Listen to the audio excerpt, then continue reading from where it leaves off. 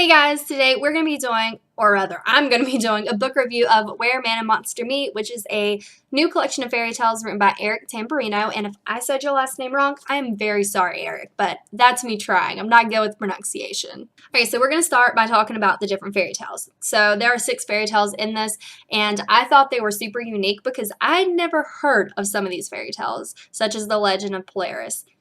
Not once have I heard that. So it was kind of cool to get to experience something that's completely new and unique.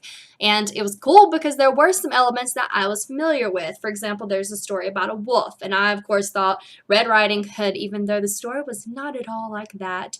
But there's also like a story that's reminiscent that at least reminded me of Rapunzel, even though it wasn't centered on Rapunzel. So I thought that was cool.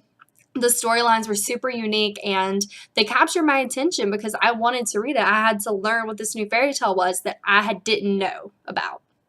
So each story, like I was saying, is unique. It covers something different, but I think that the best part, for me at least, was the ending of each fairy tale because I was just kind of blown away because it's like you have this story and it's build up, build up, build up.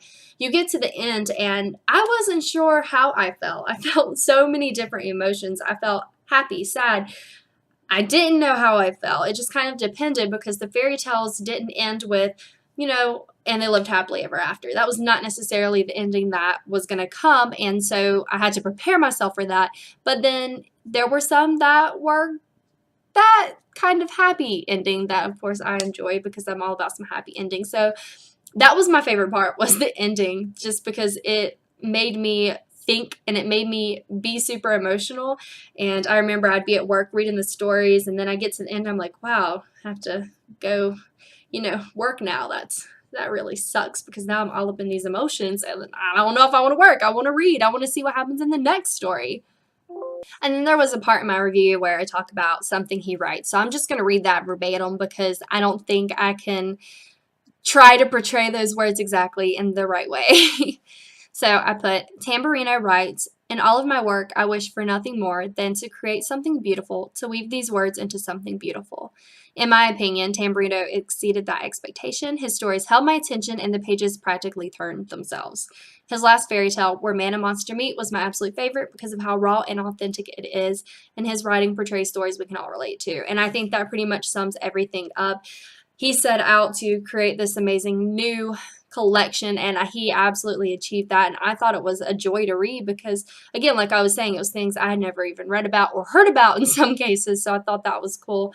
And so I mean, I gave this a 5 out of 5. I was super glad to be able to read this book, and I can't wait to see what he comes up with next. I have no idea if he has anything in the works.